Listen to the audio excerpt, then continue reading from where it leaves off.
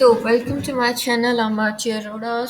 Today I will tell you how to manage your work along with your interest. आप अपने काम को अपने इंटरेस्ट के साथ कैसे मैनेज कर सकते हो। अब हमारी भी ये प्रॉब्लम होती है, भाई काम भी है, स्टडीज़ भी करनी है, साथ में हमें इंटरेस्ट पे, अपनी स्किल्स पे भी ध्यान देना है।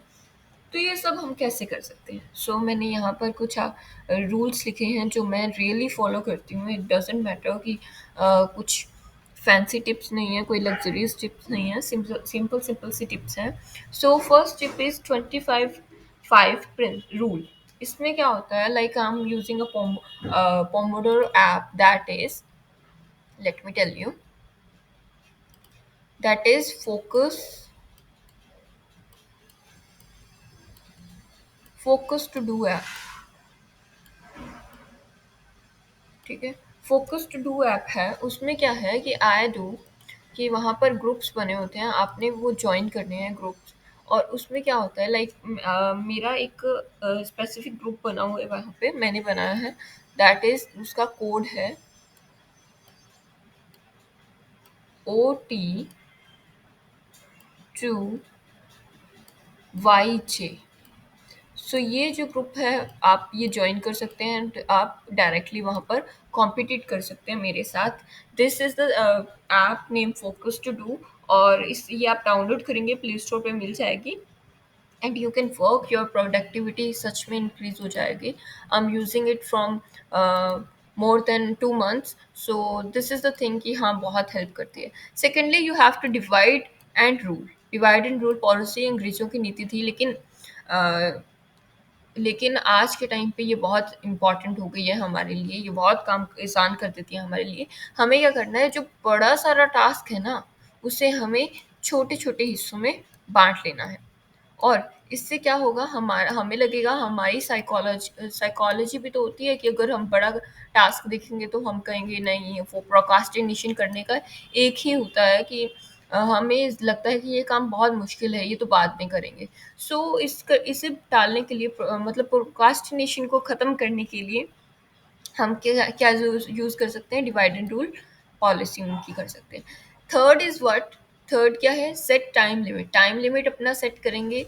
नहीं तो क्या होता है कि आप जितना time, if you have the whole day to complete one thing, तो उसमें क्या करेंगे, like if you have more time, तो आपका जो वर्क है वो एक्सपेंड होता जाएगा।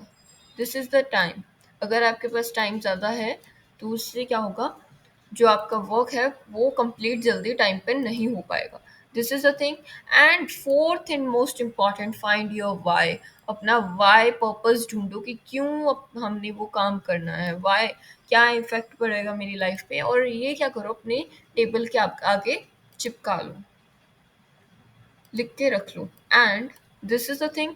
And fifth thing, leave your comfort zone. आपको कंफर्ट जोन छोड़ना ही पड़ेगा, इसमें कोई वो डाउट वाली बात नहीं है कि you have to live your comfort zone.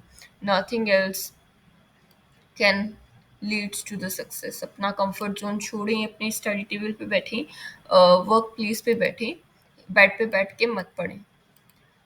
This is a thing. And sixth and most important thing जो मैं बहुत यूज़ करती हूँ, classify your work priority wise. Priority के हिसाब से अपने वर्क को क्या कर दीजिए, क्लासीफाई कर दीजिए, डिवाइड कर दीजिए। कैसे, एक तो हमारे काम होते हैं कंपल्सरी, हमें करने ही करने होते हैं। सेकेंडली, हमारे वर्क होते हैं जो हमारे लिए क्या होते हैं, नेसेसिटी होती है, जैसे खाना खाना ही है, अब ये क्या है, नेसेसिटी है। देन हमारा थर्ड क्या आता है, इंटरेस्ट आता है। अब इंटरेस्ट में क्या है, हम क्या करते हैं कि हम इन्हीं काम में उलझे रह जाते हैं, कंपल्सरी वाला काम या नेसेसिटी वाले काम में उलझे रह जाते हैं। तो क्या होता है, हमारा जो वर्क है, जो रियली इंटरेस्ट पे काम करना चाहते हैं हम, तो उस पे हम काम नहीं कर पाते। दिस इज़ द रीज़न कि कईयों से मैनेज नहीं होता इंटरेस्ट विद देयर वर्क, जब वो बिजी हो जाते हैं, their jobs and studies and so on. फिर seventh point of mine is, add your task with your regular work to maintain work consistency. अब इसमें क्या है, जैसे मान लो आपने सुबह उठना है and you have to maintain the habit of reading newspaper for your competitive exam, और जिससे भी आपको अच्छा लगता है।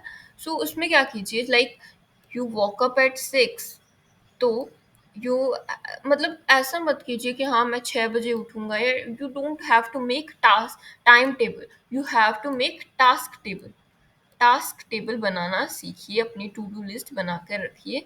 और जैसे आपने पता है कि यू हैव टू डू, अब देखो अगर सुबह उठोगे you have to freshen up, कितने बजे भी उठो, अगर आप 10 बजे किसी दिन उठ रहे हो तो ऐसा तो नहीं है कि आप वो काम नहीं करोगे, खाना खाओगे जब भी खाओगे।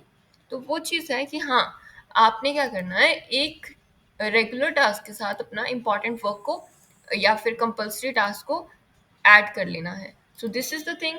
देन एट्थ पॉइंट क्या है, activate actively pass participate here too. मतलब इसका मतलब यह है कि जहाँ भी आप जाओ वहाँ पर पार्टिसिपेट करो, पूरा अच्छे से पार्टिसिपेट करो, ऐसे मतलब गुमसुम से मत होके बैठो।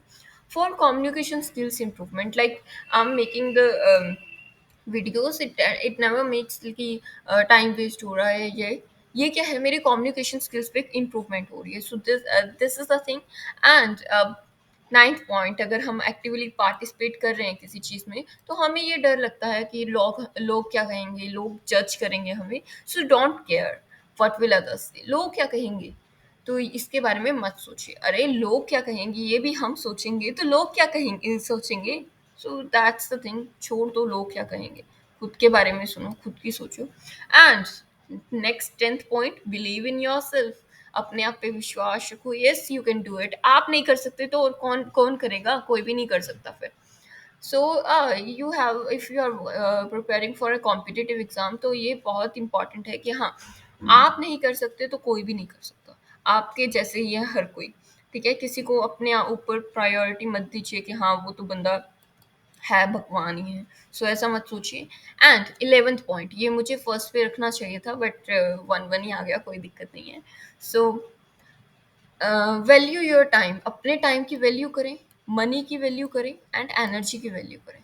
क्यों इन तीन चीज़ों की वैल्यू करनी है, क्योंकि ये जो है ना तीन चीज़ें, money time and value, sorry energy, ये हमें साथ में कभी नहीं मिलती लाइफ में। बचपन में हमारे पास टाइम होता है, एनर्जी होती है, लेकिन मनी नहीं होती। अब हमारे पास यूथनेस है तो हमारे पास क्या होगा, मनी होगा, एनर्जी होगा, टाइम नहीं होता है, because we are very busy in doing the works, like job है, स्टडीज़ हैं, ये सब है।